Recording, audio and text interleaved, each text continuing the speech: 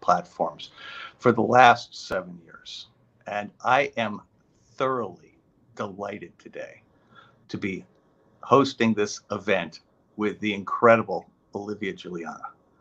Olivia is someone who came on my radar on the day she came on, I think everybody's radar, because she did something that was so courageous and so clever. And, to bait a member of Congress and then to raise money off of that the way she did was something that gave me enormous hope for America. So, Olivia, it is a great honor to meet you. It's a delight to be here. And I wonder if you could just start off today by giving us a little of your backstory and telling us, where do you come from and what was it that got you to find politics as a concept?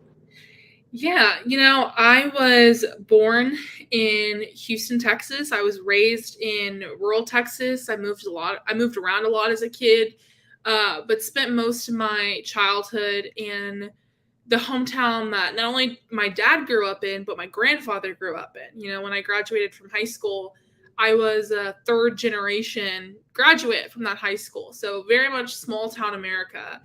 And I have always been really invested in politics. I would say more than the average young person. Honestly, probably more than the average American. My dad was a political science student in college, but he had to drop out because my mom got pregnant and, he was in college on a football scholarship and he got hurt.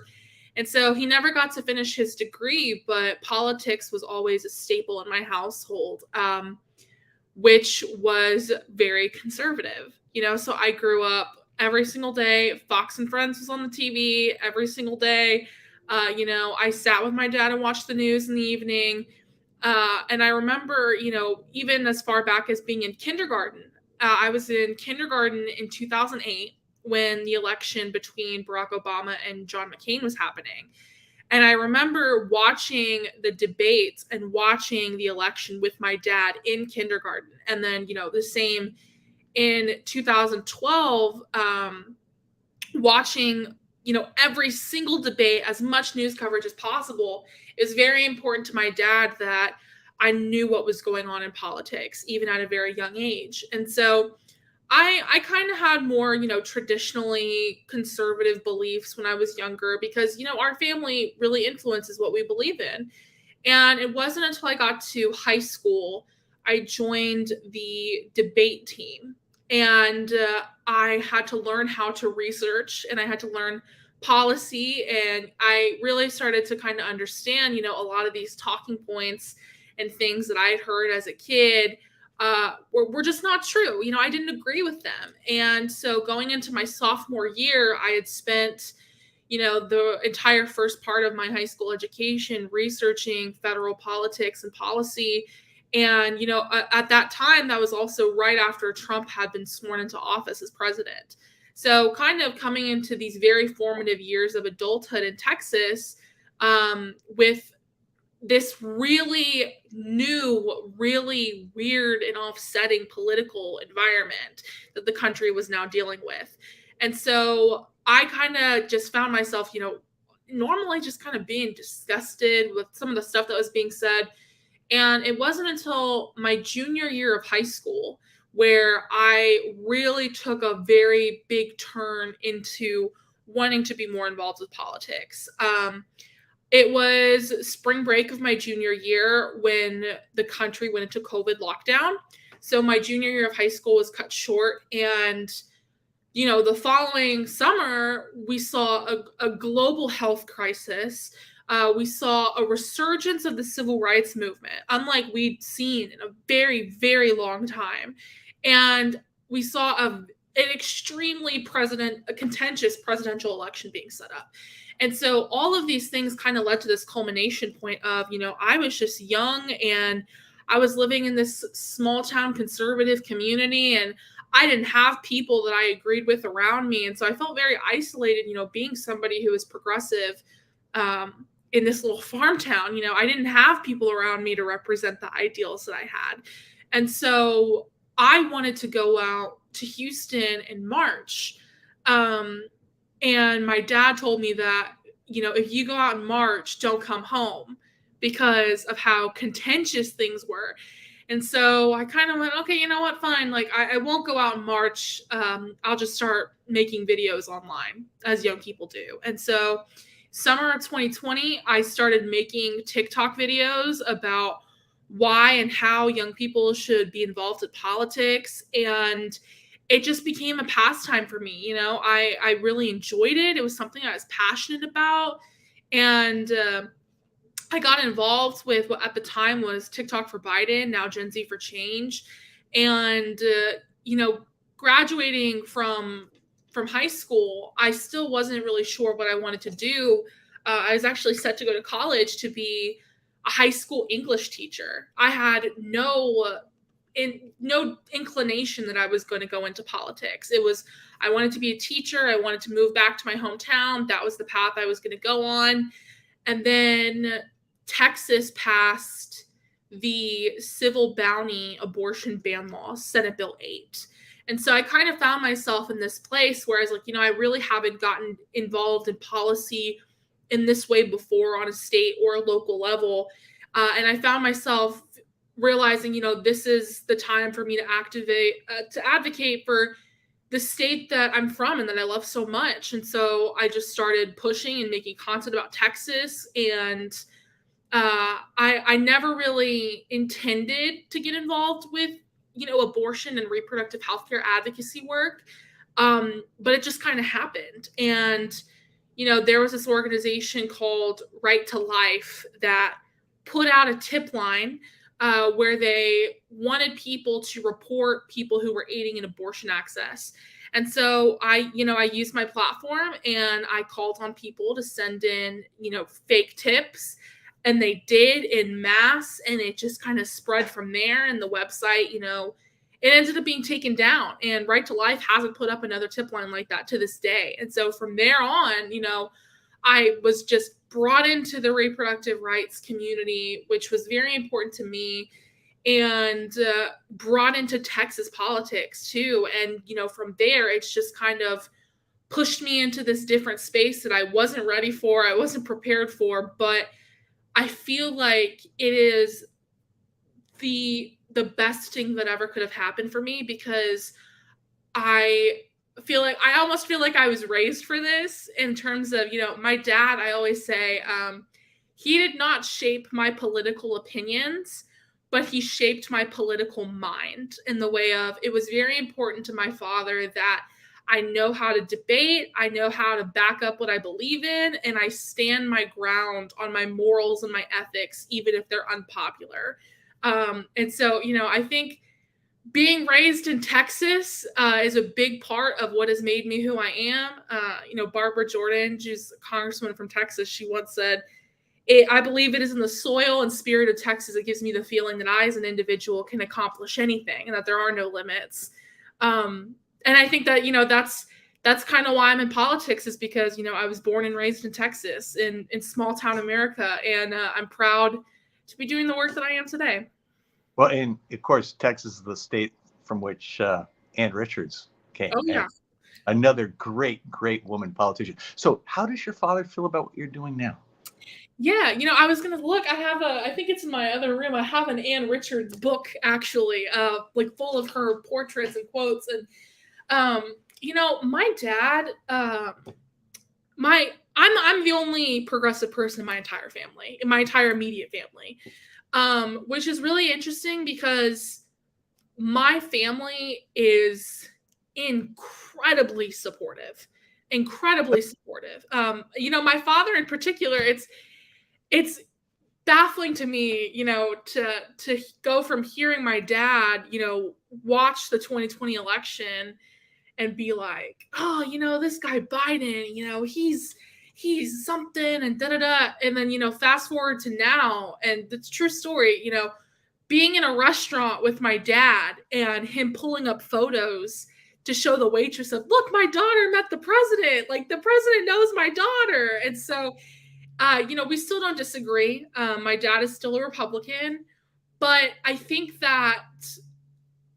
my family is a really good example of what I wish more of America could be like. Of, we fundamentally disagree on a lot of things, but it has never changed how my family supports me or is there for me or loves me, and would do anything for me, even though we don't agree. And so my dad has come a really long way, and I think it's because of the polarization problem of thinking, the other side is evil. The other side, they're all of the people, the voters, they're crazy. And, my dad and my family, they can't really think that. When his daughter, who he loves dearly and is very close to him, is now one of the loudest voices in that space. And so my dad is very loving. He's a great dad, and I give him credit where credit is due. Still working on changing that party affiliation, and I have faith that we'll get there one day. But one step at a time. But I also think there's a really important lesson for all of us, right? Which is that people aren't not always defined by a tribe or what they believe, that you can have warm, wonderful relationships with people with whom you disagree, and that they can be supportive of you. And so it's really worth having the conversations with family and loved ones, even when you disagree, simply because in the end, that's what we have to have, right? We have to scale this up from family up to community, up to state, up to country, right? And so you hit my radar on the day that Matt Gaetz insulted you.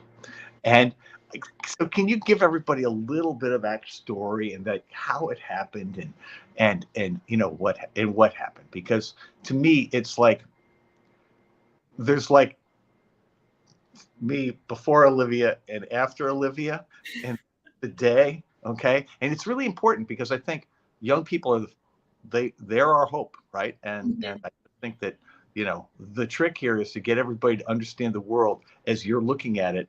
And, they don't even have to agree with you. They just have to share the view that this stuff matters, right? Mm-hmm.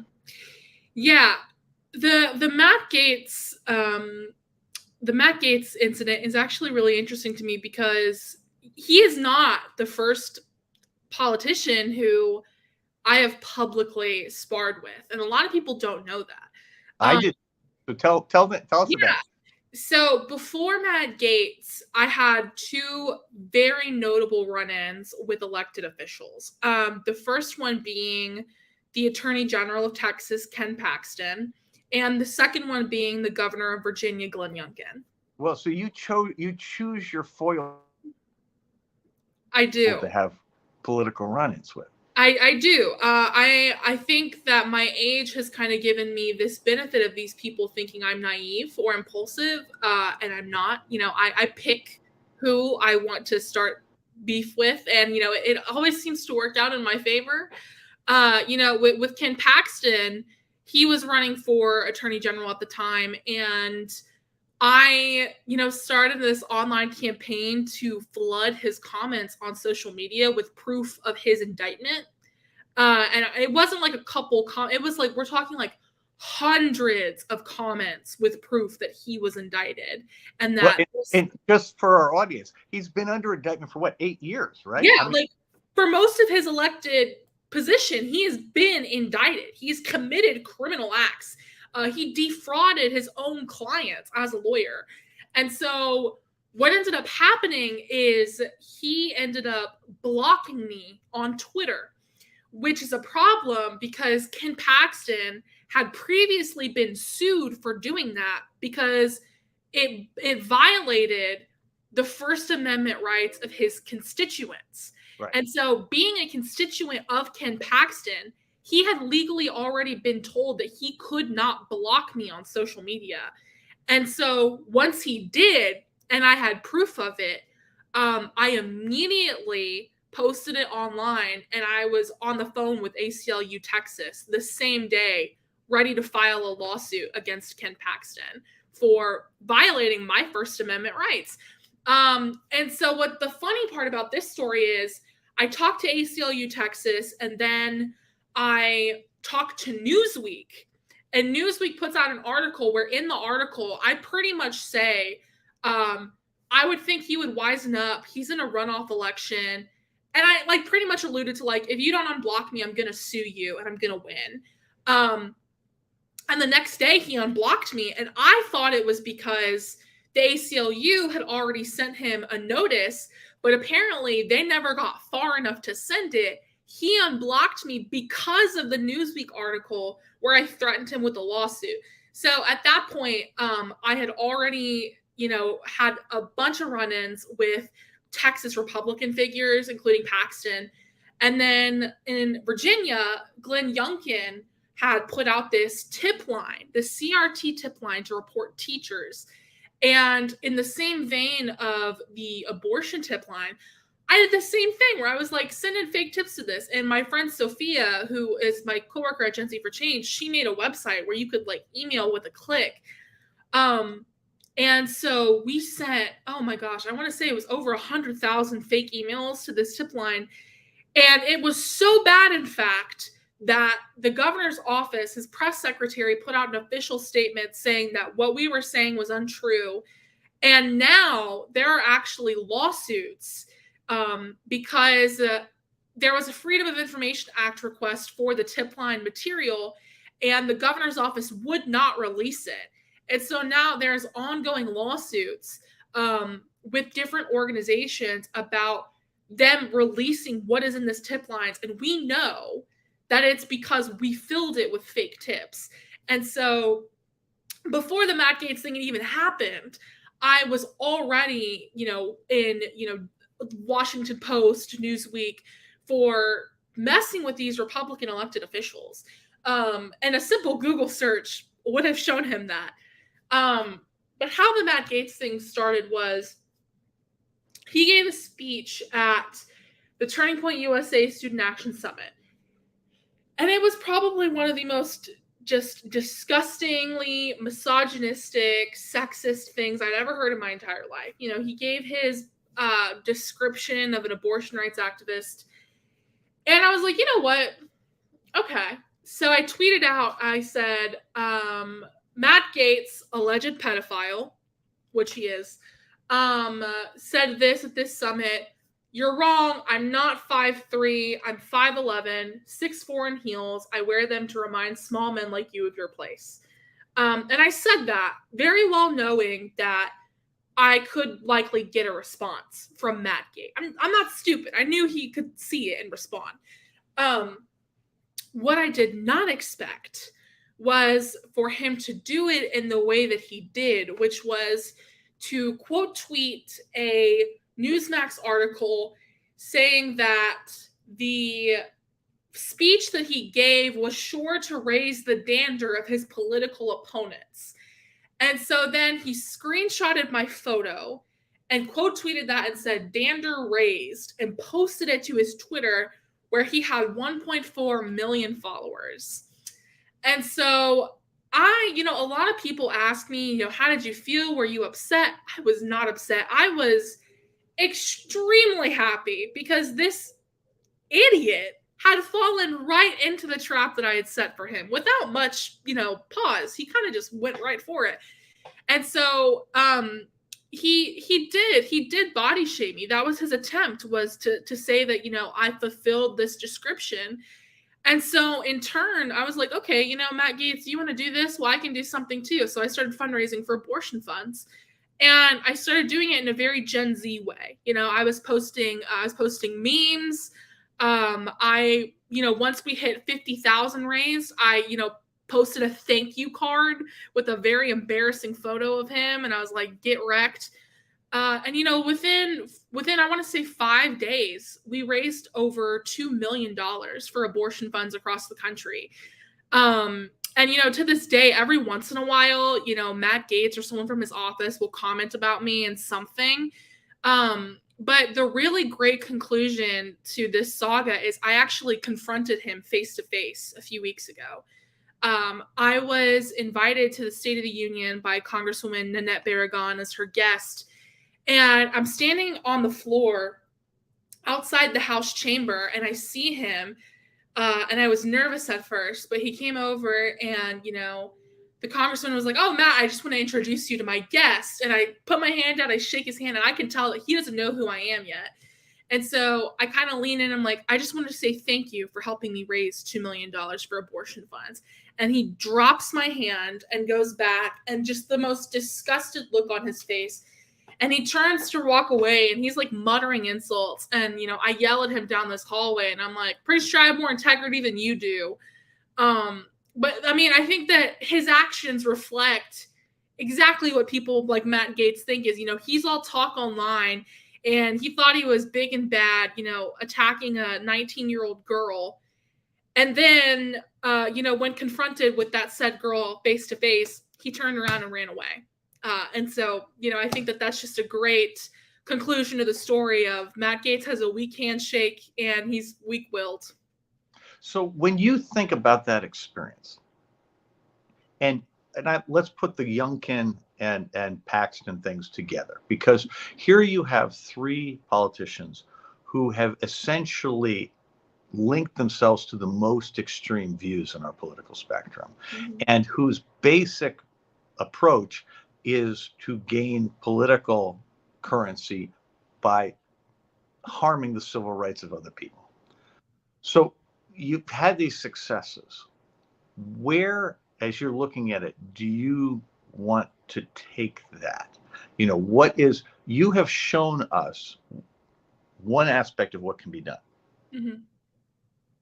Are there other things that you would like to do with this, or is it enough from your point of view to just show how incredibly hypocritical these people are, and to effectively use them to raise both the awareness of and funding of the causes that they oppose? I think that, I think it's twofold, because I think that, it not only shows what can be done, but I also think that it has brought not only a new perspective, but a new voice to the table. And I talk about this a lot, when we're talking about people in the realm of politics who are in the fold of it, who are talking to campaigns, talking to elected offices consistently. How many of those people are young? Not a lot. And also, how many of those people are young, Latin, openly LGBTQ plus size women? When I look at politics from an outside perspective, I did not see people who represented me. I did not see young people in general in those spaces. And so I think that what it's done is it's given me the opportunity to show people what's possible, but to also show, young people and people in general who have the same identities that I do, that you don't need to be ashamed. You don't need to back down from these fights. You can be bold and vocal about it. But I think it also has sent a message to people who have kind of been in those positions of power where, I'm not going to wait for you to pass the torch to me. I'm going to take it. And you can either get in line with that, or you can get out of the way. And thankfully, a lot of people in this space have been very inclined to help kind of usher up the next generation. But the ultimate goal for me is, to steer this country in a positive direction and to give young people the power to do that. And that starts with, for one, having a seat at the table to have those conversations, which I feel like now I can say I have accomplished. And I just want to bring more young people with me into the fold now. Well, and if we look at the environment, the last, call it 6 months, have seen some really, really notable changes, right? I mean, Maxwell Frost in Florida getting elected to the House of Representatives. He's been very visible as a member of your generation, doing incredibly. But what's just happened in Tennessee with the two Justins, I mean, that is the real deal. Those are the Republicans managed to take two members of the legislature of the state of Tennessee who were previously not known outside there, practically outside the communities they grew up in, and made them into national figures who, as far as I can tell, I mean, they're extraordinary, right? And so, we started with AOC, right? And then we've brought in a few more people in Congress, now Maxwell Frost, and now we have these two young men who I just have extraordinary positive viewpoints of. And to me, those are, it feels like we're starting to see a little bit of proliferation. I want to come back to this, but I want to take your pulse on a couple other things before we come back to where we go, okay? The first is you've been extraordinarily successful at using internet platforms, social media platforms, to push for what you believe. Mm-hmm. At the same time, those exact same platforms are the tools that the people you're fighting against have used to create the problem in the first place. Mm-hmm. And I'm really curious whether do you have any points of view about that, as to the good and bad, and whether you would like to see in time some changes in the way, what we expect of internet platforms to make them less destructive to our democracy and to, candidly, the civil rights of the people who live there. Yeah, absolutely. I think social media is a tool just like, any other thing out there that exists. And the analogy that I'll use sometimes is, you have a knife. You can either use it to chop up vegetables and make food for your family, or you could use it to stab somebody. Both are possible outcomes that you have from this tool. But the reality is it's not the tool itself that's causing the problem. It's the person who's yielding it. And social media as a tool is not the problem. There's two problems involved. Number one, there is a digital literacy problem in this country of primarily older generations not knowing how to dispel disinformation and misinformation and not understanding the very nature of social media, which is a real problem. And the second problem is one company in particular, I'll say Facebook, having a monopoly over a lot of these different digital media companies. So what we see happening now is, it's Facebook having a monopoly and other social media companies. Not only are they not really regulated, but they also have money involved in political elections that keep them from being regulated. And so when people talk to me about, what do we do with social media has been incredibly powerful in mobilizing not just young voters, but voters in general. It is a very effective tool in getting true, accurate information out there. And I think that that's why you've seen a lot of people kind of get really concerned with Elon Musk buying Twitter, is because Twitter was a really large source of news for the majority of people. That's how I got my news every day. And so when we see, these platforms kind of be taken over and changed, it can get a little bit trickier. And I think TikTok is probably the biggest example that people have talked about lately in relations to public safety. And we talk about, banning TikTok. Okay, well, why do we want to ban TikTok? Well, they say it's a national security threat. Okay, if we're going by that metric, it is proven that Facebook has sold people's data or leaked people's data to influence political elections. It's been proven, that some search engines have altered results to benefit a candidate. These are things that have been proven. If we want to fix that problem, the solution is passing broad regulation and safety measures for people to protect them from social media companies themselves, not necessarily the platform. So, passing bills to ban data harvesting, passing legislation to make it illegal for these companies to hold your data and to hold it for longer than necessary. We need comprehensive, large, sweeping policy to protect people on the back end.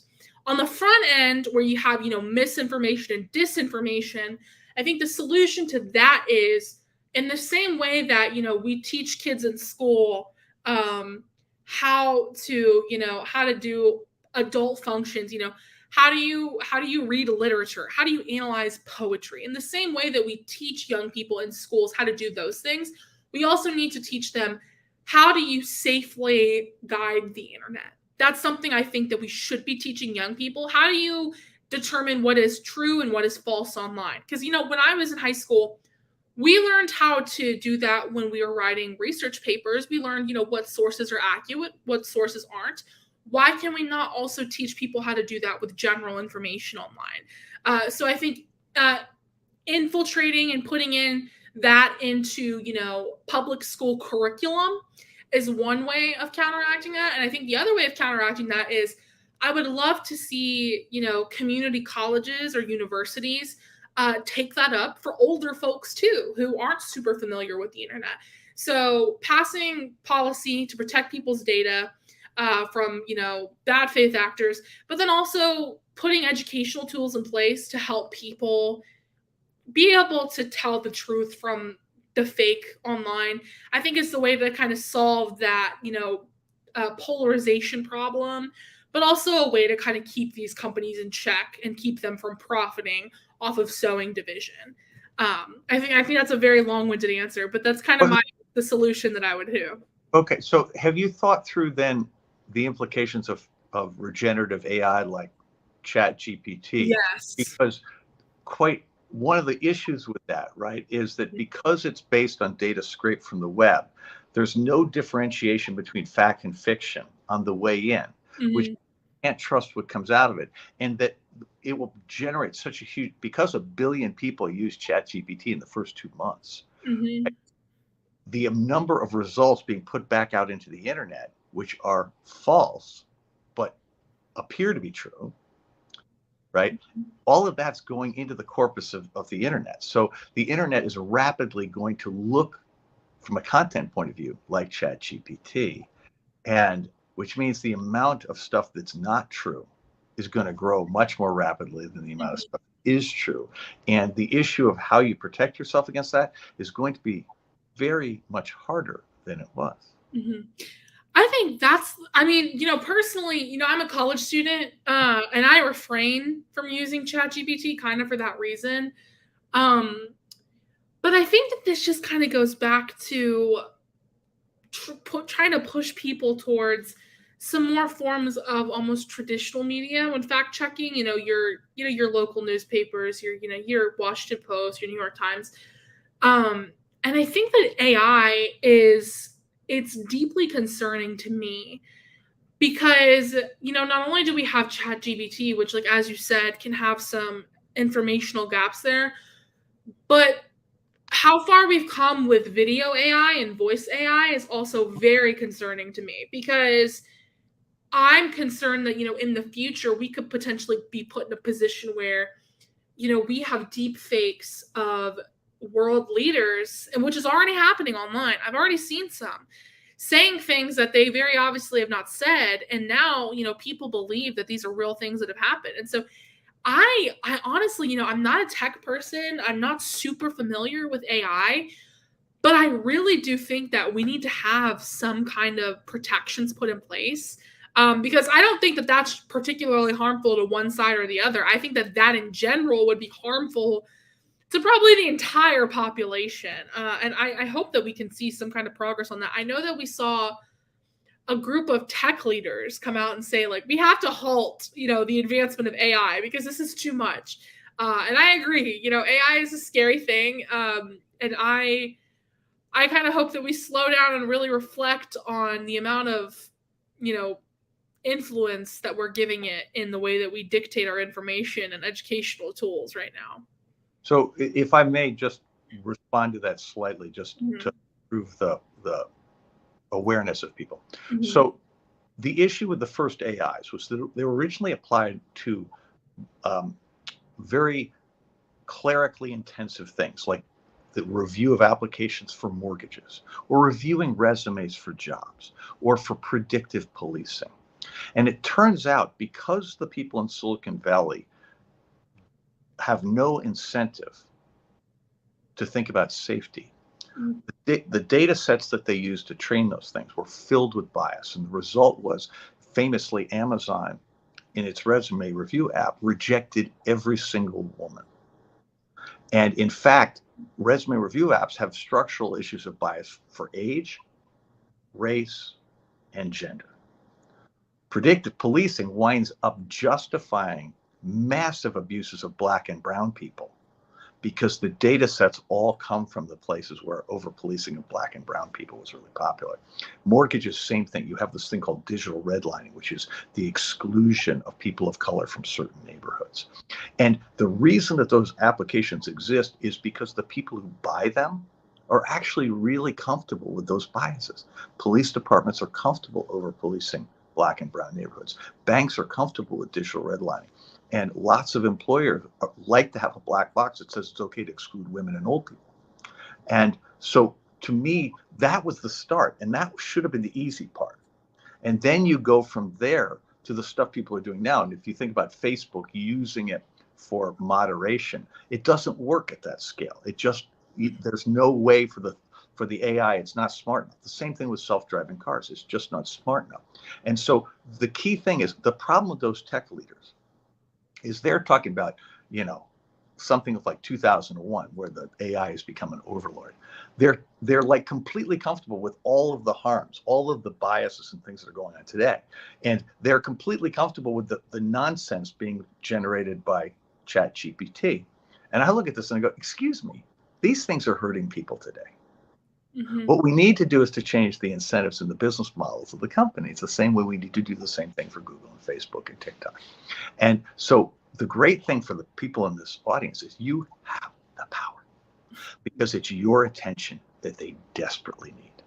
So you can do things relative to tech products that are exactly like what you, Olivia, have done relative to politics, which is to say, they want you to believe there's only one path and that it's inevitable. And that's nonsense. Technology is just the product of what people make. It's their values that are reflected in it. And so we can influence that too. Mm-hmm. Right? Look at what people are doing. I mean, there's this wonderful blue check campaign against Elon at TikTok, right? Where, you've seen people come out and go, blue checks are destroying TikTok, or is destroying Twitter, excuse me. Mm-hmm. And that's demonstrably true. And the users are rebelling. And this is the thing. None of us has to go along with this. And that's the key thing. Okay, so let's bring it back to where we're going. So on TikTok, you're obviously right. You can go to Oracle today and buy, I think, 15,000 data points on every American for like $100,000. And obviously China has done that. And so the notion that TikTok is worse on data than other people is laughable. Mm-hmm. And to my mind, we really need to think about the national security implications of all of these products. So for you, when you're thinking about your peers, Mm-hmm. what's the message that you want them to pick up about just politics and their role and their opportunity? Because the way you describe it sounds like fun. It is and it isn't.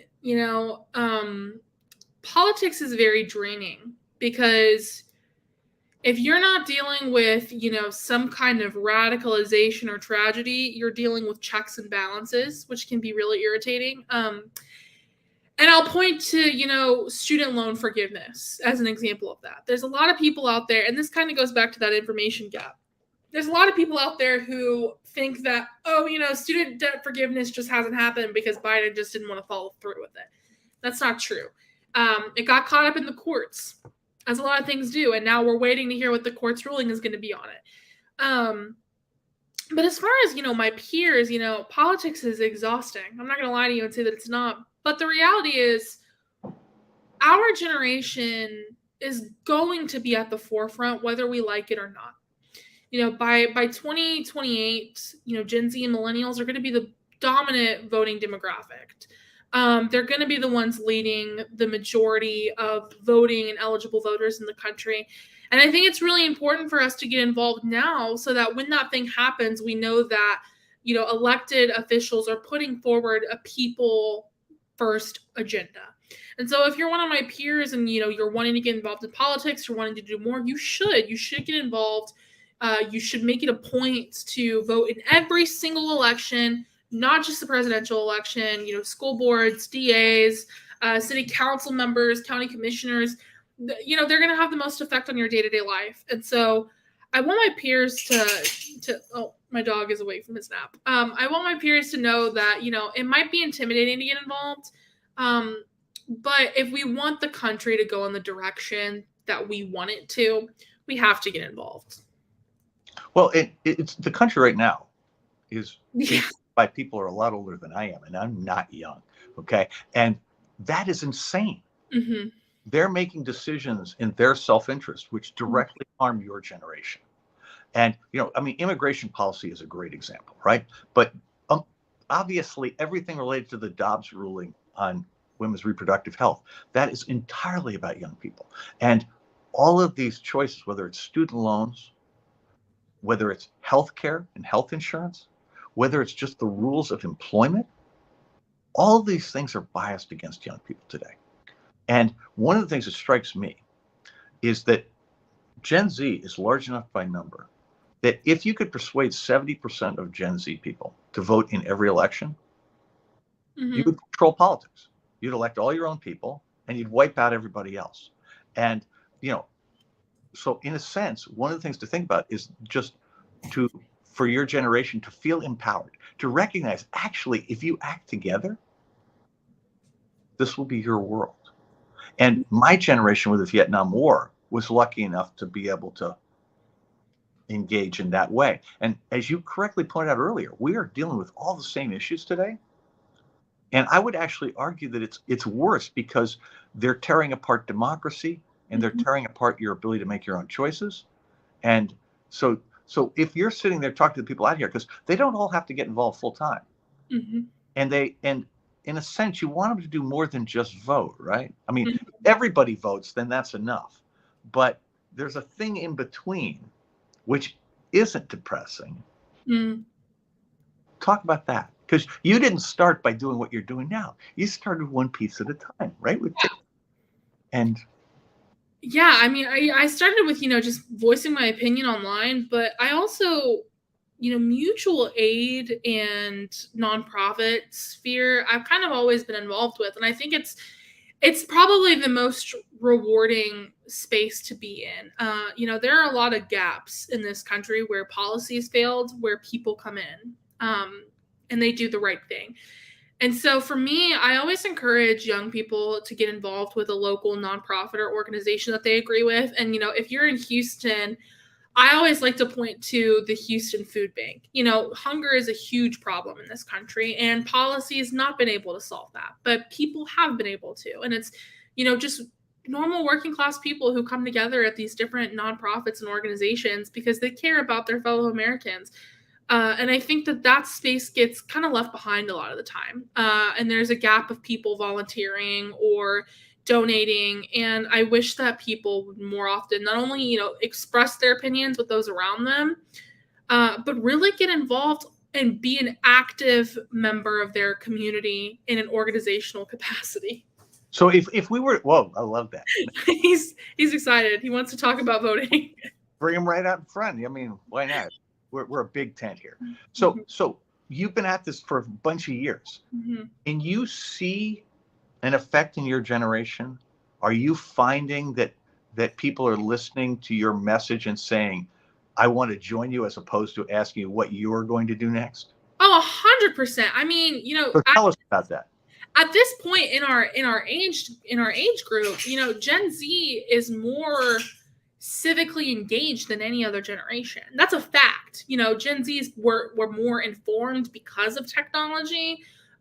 We have a greater ability to get involved because of technology. And so what I've seen is, growing up, I've heard about, young people making their voice heard a little bit here, a little bit there.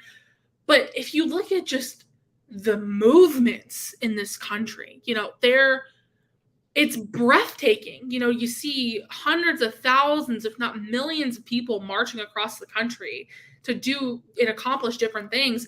And most of those crowds are young people. And I think that, between the voting demographics we've seen of, like D+22 voting shifts, to seeing, young people protest different things at their universities, I think it's very clear that young people are really, really involved and they're paying attention. And, I think my generation is a lot smarter than people give us credit for. And I'm really excited about that. So what can all of us do? Right? Guide us. Tell us, what you would have the people listening to this program do. What's the first step? Yeah. The first step is to make sure that you're registered to vote. Always make sure it's correct. The second step is deciding in what capacity do you want to be involved. Do you want to be involved in a political capacity, or do you want to be involved in an advocacy capacity? If you want to be involved in a political capacity, don't focus your entire sights on the presidential election. There are a lot of really important local government and local offices that need volunteers and need campaign workers too. Your city council races are a great place to start. County judges are a great place to start. They have a lot of power.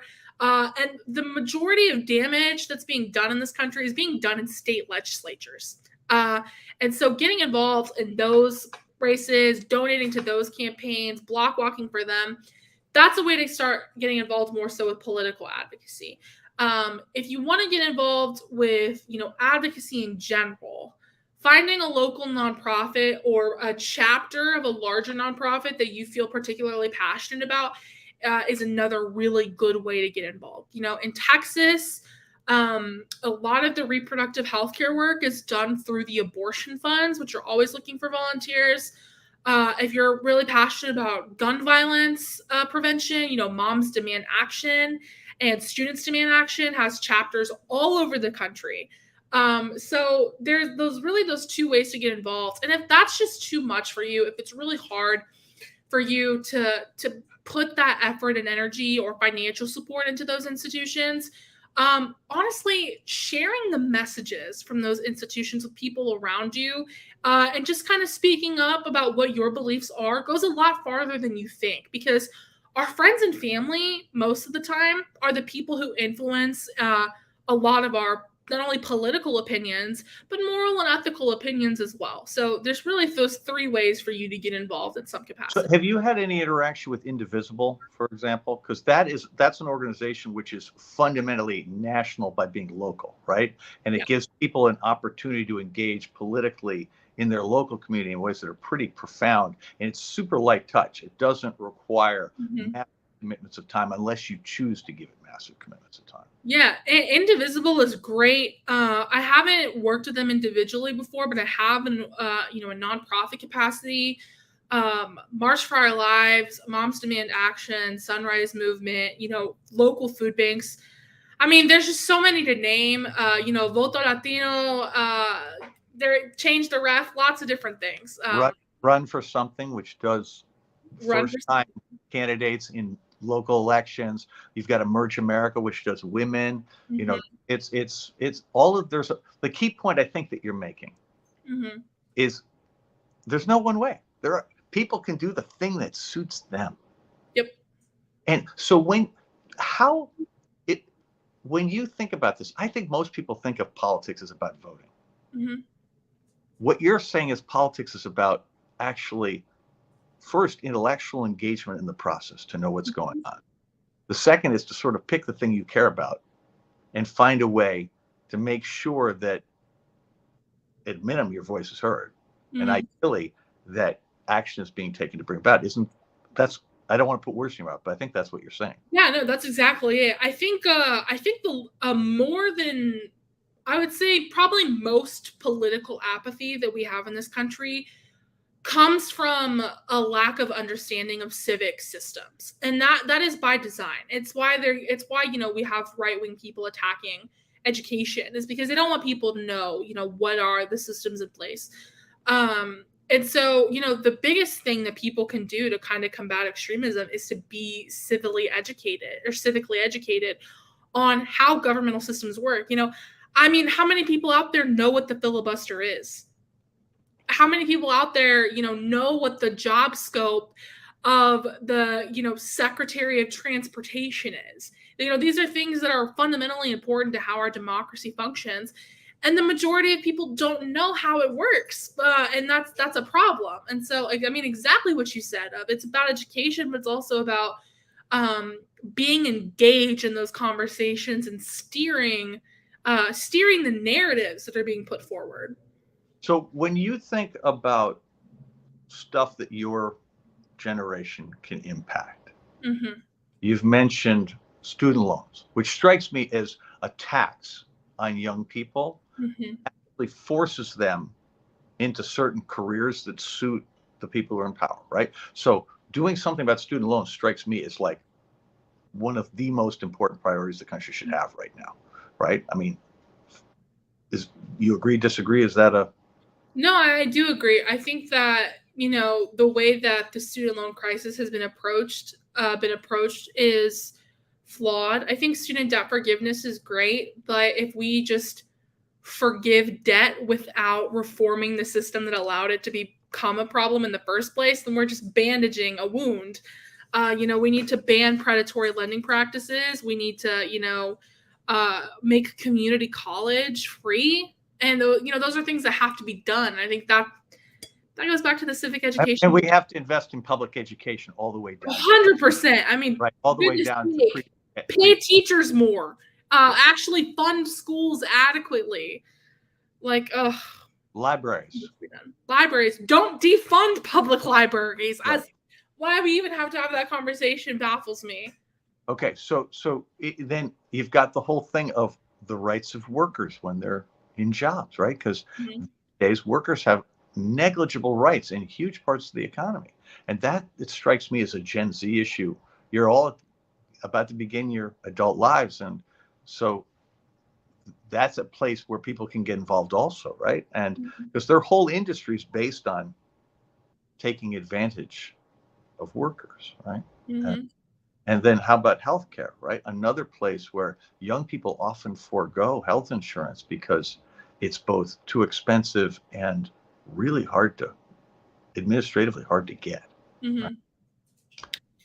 I mean, I'm just picking 3 issues that it strikes me are really important for young people, and ones that are going to have a huge effect on your life, where the sooner you fix them, the happier you're going to be. Yeah. I mean, intersectionality is the focal point of all of these and every single thing that young people are passionate about. So as we're coming towards the end of our thing here, I want you to talk about where you're going and who you would like to come with you and how we can contribute to that. Oh, goodness. I mean, for me, I'm just activism and organizing. That's where I'm at. I have no intention of running for office in any time in the near future. I just want young people to have more space at the table. I want young people to have more power in these policy negotiations. And so, that's my main goal, is to be at the table that is deciding what the policy platforms of the, progressives or the Democratic Party is. But I don't want it to just be me. I want it to be, my generation having a seat and having a voice consistently, not just when it comes time for elections. And that's kind of my goal, is to get us there and establish that, we're not just a bunch of kids. A lot of us are coming into adulthood. We're smart. We know what it takes. And we're not comfortable with the status quo anymore. We're demanding more. And so do you feel like that you want to have an organization to represent Gen Z the same way that, old folks have their organization and the NRA has their thing, right? Do we need to have something that is the Gen Z? I don't think that there's going to be any one in particular. Gen Z for Change, we work really closely with March for Our Lives and Sunrise Movement. And I think that that's kind of the beautiful thing about this generation, is that we've kind of very much built our platform on collective action. And because of that, I don't see there being one particular group that does, the most of the work. I think that it's all of us bringing our coalitions together. And I think that that's probably the scariest part for those who have differing platforms for us, is that we're working together consistently to try to affect change. Well, that's important, because one of the things that may not be obvious to people is that in the seats of power, whether it's in a city hall or a state legislature or Congress or the presidency, the people who win are the ones who have somebody there all the time.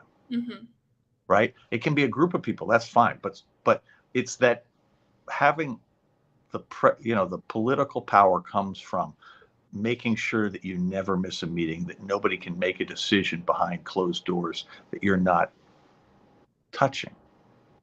Hmm. And Having having having faces in all the places, and a group that's really great about doing that is Common Cause. Gen Z for Change, we're a digital organization, but Common Cause has been incredible. Yeah, I see there. I'll be at the Capitol, and they'll just have people there every day, advocating for different things, and it's really special to see more and more young people and youth focused groups having that presence.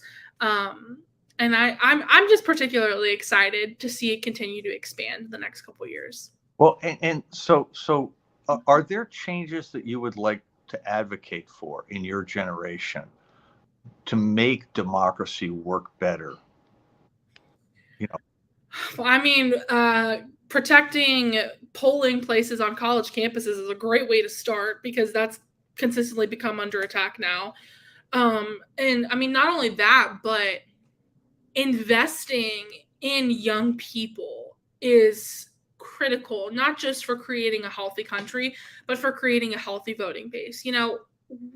I think a lot of times young people kind of get wrapped up in this. Well, they only care about climate and gun prevention, gun violence prevention, and abortion. Those are the things they care about.